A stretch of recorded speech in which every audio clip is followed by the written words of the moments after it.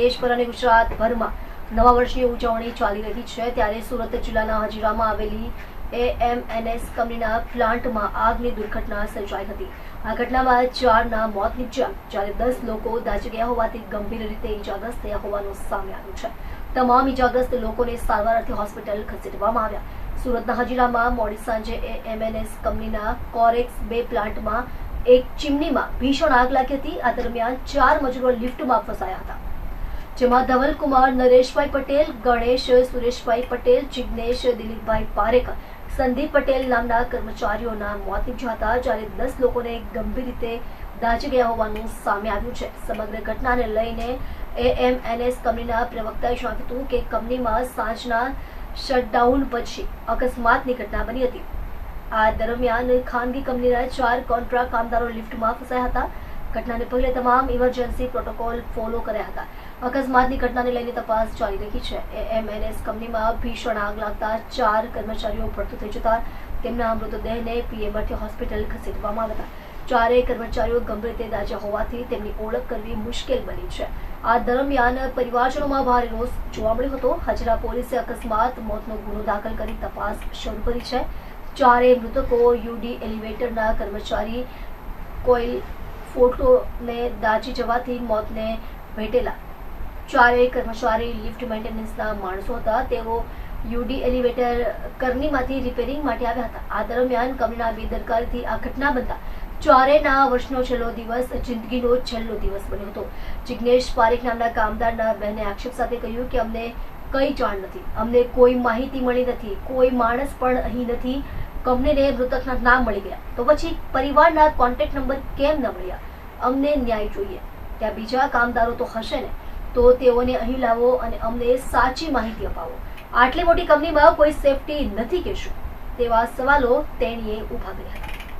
શ્રીજીત મારું નામ। શું ઘટના આખી ઘટેલી હતી, કઈ જગ્યા પર શું હતું? હા, AMNS માં ઘટી હતી આ ઘટના। મારા 4 માણસના લિફ્ટમાં કામ કરતા હતા, તો કાલે 5:30 થી 6 વચ્ચે કે અમને ફોન આવ્યો કે એક્સિડન્ટ થયું છે એવું કીધું ને માણસ મિસિંગ છે કરીને અમે તરત જ ત્યાં સાઈડ પર પહોંચી ગયા। અમે તો માણસ આપી દઈએ છીએ એ લોકોના ગેટ પાસ પરમિટ બધું AMNS વાળા જ કરે છે। તો અમે લોકો ત્યાં પહોંચી ગયા, તો ત્યાં જેમ જ તમે પહોંચ્યા અમને જાણ મળી કે એ લોકોને એમ્બ્યુલન્સમાં લઈ જાય છે સિવિલમાં। તો પણ સિવિલમાં એ લોકો સાથે ત્યાંનો કોઈ વ્યક્તિ અહીંયા આવ્યો નહીં, જે પ્લાન્ટનો કોઈ બી વ્યક્તિ અહીંયા આવ્યો નથી। હજુ સુધી એ લોકોનો કોઈ બી અધિકૃત વ્યક્તિ અહીંયા આવ્યું નથી, કેમ કે એ લોકોની બેદરકારીના કારણે આ જે પ્રોબ્લેમ થયું છે ફેમિલીને જવાબ પણ આપે। માણસ મારા અંડરમાં છે તો ફેમિલીને જવાબ મને આપવું પડે, પણ AMNS વાળા જે છે કંપનીવાળાએ એ લોકોને અહીંયા આવીને જવાબ આપવું છે। એ લોકોને મીડિયા સાથે વાત કરવી જોઈએ, ફેમિલી સાથે વાત કરવી, ફેમિલીની શું માંગ છે એ પૂરી કરીને આપવું પડશે એ લોકોને। કયા પ્રકારમાં કેટલી ઇન્જરી સાથેની બોડી તમે? અમે બીજા કોઈનું તો અમને ખબર નથી એ લોકોએ શું કર્યું છે કંઈ અમને વાત। આ તો અમારા માણસ મિસિંગ છે, કેમ કે 4 માણસ સાથે અમારો કોન્ટેક્ટ રહી છે કે વર્કર નથી, એ લોકો એન્જિનિયર લોકો જ છે। તો એટલે શું છે અમારી વાત એ લોકો સાથે રેગ્યુલર રોજ વાત થાય એ લોકો સાથે। તો એમનો ફોન છેલ્લે 4:30 વાગે બી વાત થઈ હતી અમારા ઓફિસમાંથી, એ લોકો સાથે વાત થઈ હતી।